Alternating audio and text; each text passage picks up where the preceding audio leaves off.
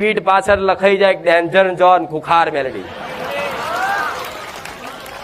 કૃપયા 100 ફૂટ દૂર રહેવું. અમુક તો ઘરમાં કદાચ આવી ભૂતની વાત કરીને જો કદાચ ભૂલથી જોજનનો અવાજ આવી જાય ને તો કહો વાહ જોજનનો અવાજ આયા અને નહીં મારી નાખે.